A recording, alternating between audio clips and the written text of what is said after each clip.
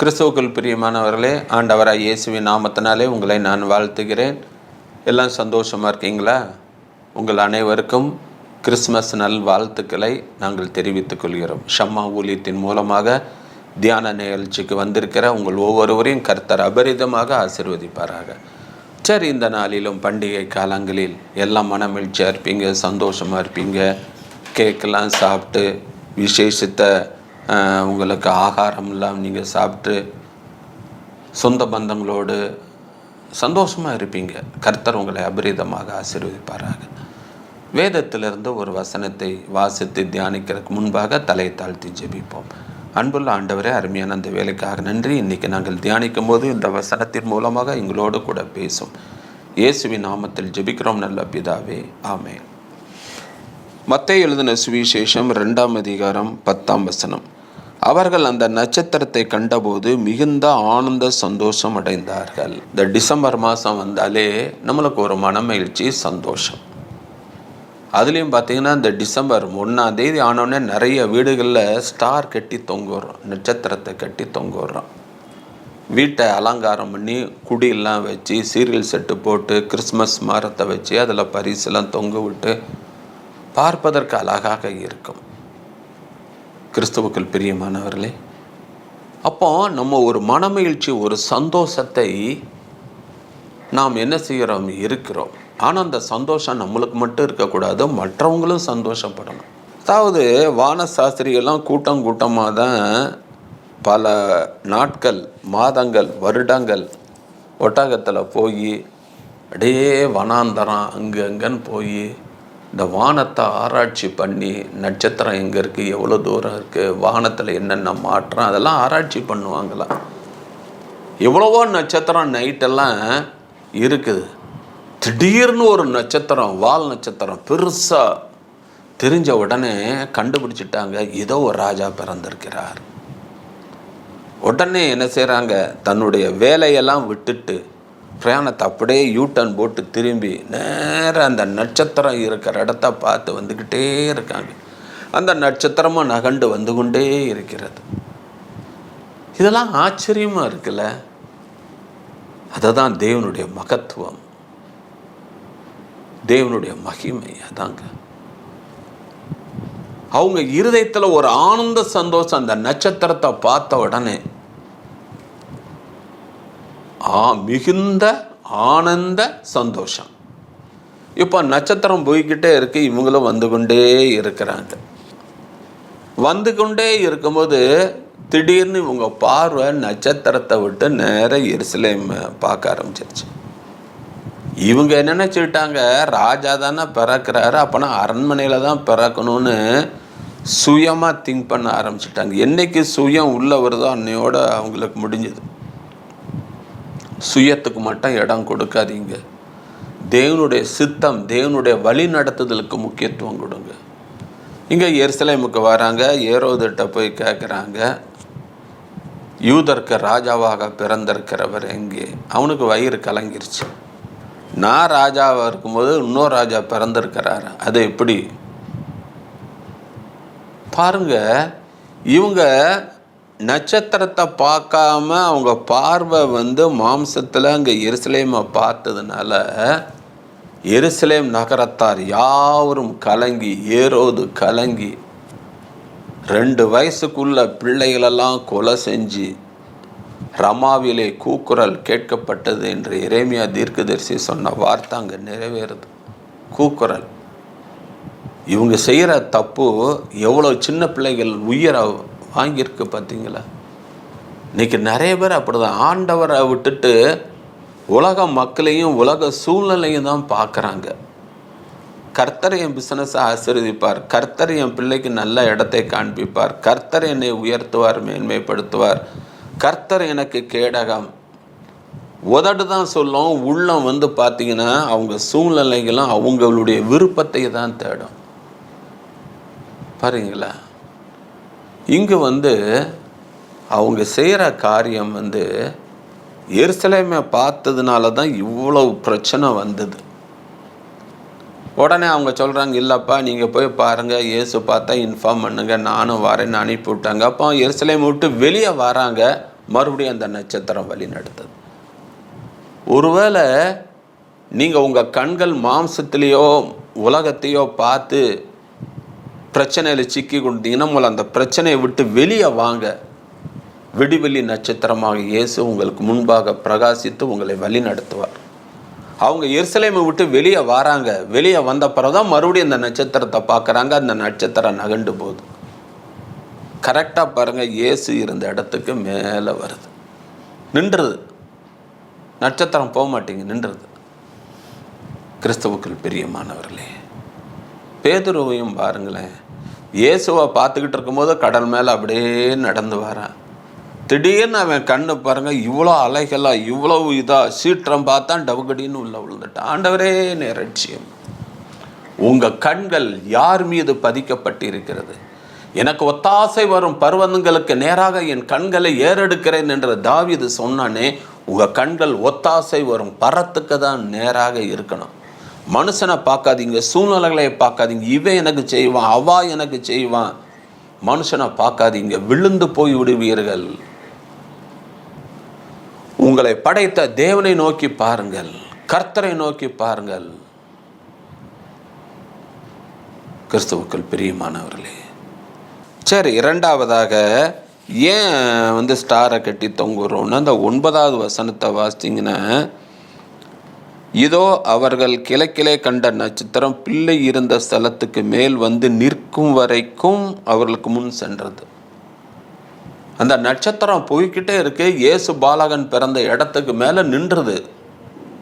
சாஸ்திரிகளே, இங்கே தான் இயேசு பிறந்திருக்கிறார், வாங்க, வழி காட்டுச்சு. இன்றைக்கும் உங்கள் வீட்டில் ஒரு ஸ்டார் கட்டி தொங்க விட்டுருக்கீங்கன்னா, அது புறஜாதியர்களுக்கு சமாதானம் இல்லாமல், சந்தோஷம் இல்லாமல், நிம்மதி இல்லாமல் இருக்கீங்களா? இந்த வீட்டுக்கு வாங்க. இந்த வீட்டில் உள்ளவங்களுக்கு இயேசு உங்கள் உள்ளத்தில் இருக்கிறார். இந்த வீட்டில் இயேசு இருக்கிறார். இங்கே வாங்க, உங்களுக்கு சமாதானம் கிடைக்கும், உங்களுக்கு சந்தோஷம் கிடைக்கும், உங்களுக்கு நிம்மதி கிடைக்கும். அதை பறை சாற்றுகிறதாக அந்த ஸ்டார் இருக்கணும். மற்றவங்களை உங்கள் வீட்டுக்கு வரவழைக்கத்தக்கதாக அந்த ஸ்டார் இருக்கணும். சும்மா ஏதோ ஒன்று பாரம்பரியமாக நம்ம ஸ்டாரை கட்டி தொங்க விடுறோம் அப்படின்னு இருக்கக்கூடாது. அது மற்றவங்களுக்கு சந்தோஷத்தை கொடுக்கணும். மற்றவங்க நம்ம வீட்டுக்கு வரணும். நம்ம வீட்டில் சமாதானம் இல்லை, சந்தோஷம் இல்லை, நிம்மதி இல்லை, பிள்ளை படிக்க மாட்டேங்குது, இவனுக்கு வியாதி இருக்குது, இவனுக்கு பிசாசு போராட்டம் இருக்குது. சரி, இந்த வீடு கிறிஸ்தவங்க வீடு, வேதக்காரங்க வீடு, இவங்ககிட்ட வந்தால் சுகம் கிடைக்கும், சமாதானம் கிடைக்கும் அப்படின்னு உங்கள் வீட்டுக்கு தேடி வரணும். அதுக்கு தாங்க அந்த அடையாளமாக அந்த ஸ்டாரை கட்டி தொங்க விடுறோம். இந்த வீட்டில் இருக்கிறார் இயேசு, இவங்க உள்ளத்தில் இருக்கிறார், வாங்க.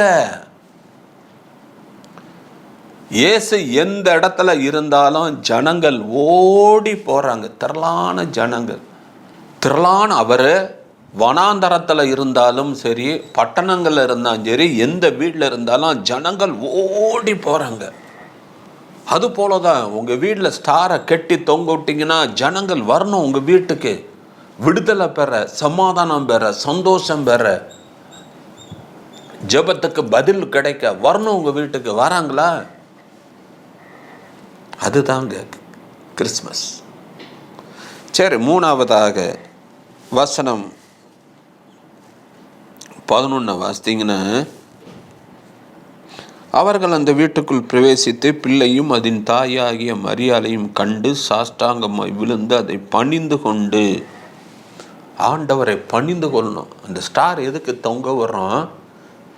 இயேசுவை பணிந்து கொள்ள வாருங்கள், இயேசுவை ஆராதிக்க வாருங்கள். இயேசுட்ட தான் சமாதானம், சந்தோஷம் உண்டுன்றது அந்த ஸ்டார் பறை சாற்றுறது.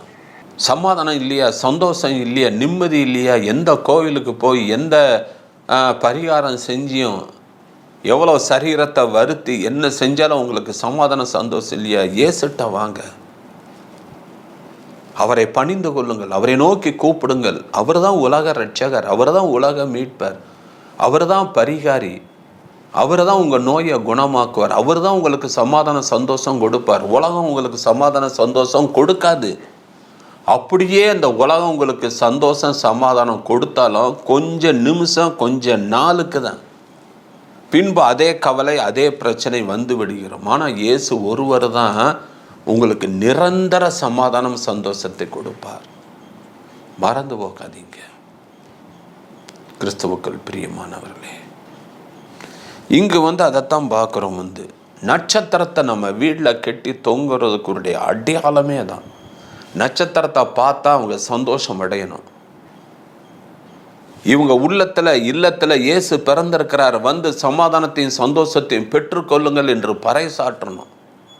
அடுத்தது மற்றவங்களாம் இயேசுவை பணிந்து கொள்வதற்கு அது அடையாளமாக இருக்கணும். சாஸ்திரிகள் போகிறாங்க, முன்னாடி இந்த நட்சத்திரம் போய்கொண்டே இருக்கிறது. அதுபோல் விடிவெள்ளி நட்சத்திரமாகிய இயேசுவும் இன்னைக்கு நிறைய பேருடைய உள்ளத்தை பிரகாசிக்க பண்ணுகிற, இருளில் இருக்கிற ஜனங்கள் பெரிய வெளிச்சத்தை கண்டார்கள். இன்னைக்கு இருள எத்தனையோ ஜனங்கள் வாழ்கிறாங்க. இந்த பெரிய பெரிய கிளப் டான்ஸு அங்கங்கெல்லாம் பாருங்கள், ஹோட்டல் இருட்டாக இருக்க, ஒவ்வொரு டேபிளையும் ஒரு நோவாட்ஸ் பல்பு தான் டம்மு டம்முன்னு அடிக்கும். எல்லாம் இருட்டுக்குள்ளே எல்லாம் கூத்தடிச்சிட்டு இருப்பாங்க. இதுதான் இருளில் வாழ்கின்ற ஜனங்கள். ஒரு கல்லை புரட்டினீங்கன்னா வெளிச்சம் போச்சுன்னா பூச்சி கீச்சி எல்லாம் ஓடும். அதுவரை அந்த பூச்சிகள்லாம் இருளில் தான் கிடக்குது, வெளிச்சம் வந்த உடனே ஓடுது. அதுபோல தான் விடிவெளி நட்சத்திரமாகிய இயேசு ஒவ்வொருத்தருடைய உள்ளத்துக்குள்ளே ஓடும் பொழுது கோபம், பொறாமை, பெருமை, அகந்தை, இச்சை, கீழ்ப்படியாமை, விட்டு கொடுக்குற தன்மை இல்லாமல், பொறுத்து போகிற தன்மை இல்லாமல், எல்லா பலவீனங்கள் எல்லாம் ஓடணும். வெளிச்சம் உள்ள வந்தோன்னா ஆவியின் கனிகள் அவங்களுக்குள்ள வரணும். அதுக்கு தான் நம்ம பிரயாசப்படணும். அதற்காக தான் நம்ம வீட்டில் நட்சத்திரத்தை கட்டி தொங்க விடுறோம். கிறிஸ்துவுக்குள் பிரியமானவர்களே, இங்க அந்த நட்சத்திரம் வழிகாட்டினது. இன்னைக்கு நம்மளும் ஒரு கை காட்டி மரமாக இருக்கணும். நம்ம போர்டு போட்டிருக்கிறது பார்த்திங்கன்னா சிவகாசி 18 கிலோமீட்டர் அப்படின்னு. நீ இந்த பக்கம் போனீங்கன்னா சிவாசிக்கு போகலாம். அதுபோல் நம்மளும் உனக்கு சமாதானம், சந்தோஷம் வேறுமா, விடிவெளி நட்சத்திரமாகிய இயேசுவை நோக்கிப்பார். அங்கு செபுலோன், நப்தலி இந்த நாட்டில் உள்ள ஜனங்கள்லாம் இருளில் இருக்கிறாங்க. உண்மையான தெய்வம் எதுன்னு தெரில. அந்த டயத்தில் தான் இயேசு உதிக்கிறார். அந்த நாடுகளுக்கு ஒரு வெளிச்சம் உண்டாகிறது. இருளில் இருக்கிற ஜனங்கள்லாம் வெளிச்சத்தை கண்டு அவங்கெல்லாம் பிரகாசத்துக்குள்ள, வெளிச்சத்துக்குள்ள வந்தார்கள். அதுபோல் ஆண்டவருடைய பிள்ளைகளாகிய நீங்களும் நானும் வெளிச்சத்தின் பிள்ளைகள். நீங்கள் உலகத்திற்கு ஒளியாகி இருக்கிறீர்கள். வேதத்தில் வாசிக்கிறோம் அல்லவா, மத்தேயு 5 வாசிக்கிறோம். நம்மளாம் வெளிச்சத்தின் பிள்ளைகள், நம்மளாம் உலகத்திற்கு ஒளி, நம்மளாம் ஒரு கலங்கரை விளக்கம். இருளில் வாழ்கின்ற ஜனங்கள், திசை தெரியாமல் இருக்கின்ற ஜனங்கள், அங்கு தொய்ந்து போன ஆத்துமாக்கள், மேய்ப்பன் இல்லாத ஆடுகள் அங்கும் இங்குமாக அலைந்து கொண்டு இருக்கிறார்கள். அவங்களெல்லாம் கிறிஸ்துவண்டை கொண்டு வருகிற பொறுப்பை தேவன் நம்மளிடத்தில் கொடுக்கிறார். நாம் ஒளி வீசணும், எழுந்து பிரகாசிக்கணும். அந்த ஒளிக்கு ஜனங்கள் வரணும். மெய்யான ஒளியாகிய இயேசுவினிடத்தில் நாம் கொண்டு வர வேண்டிய பொறுப்பு நம்மளுடைய பொறுப்பு. கிறிஸ்துவுக்குள் பிரியமானவர்களே, இந்த நட்சத்திரத்தின் தன்மையை நாம் அறிந்து கொண்டோம் அல்லவா? இனிமேல் அந்த நட்சத்திரத்தை கெட்டி தொங்கோடும் போதெல்லாம் நினைங்க, இது அநேகருக்கு சமாதான சந்தோஷத்தை கொடுக்கும். அநேகரை கிறிஸ்துவுக்குள் வழி நடத்தும். அநேகர் இந்த வீட்டில் ஜெபம் பண்ண வருவாங்க. இந்த நட்சத்திரம் இயேசுவை பணிந்து கொள்வதற்கு வழிவகுக்கும் என்ற ஒரு நிச்சயத்தோடு அதன் கெட்டி நாம் கர்த்தருடைய நாமத்தை மகிமைப்படுத்துவோம். தலையை தாழ்த்தி ஜெபிப்போம். அன்புள்ள ஆண்டவரே,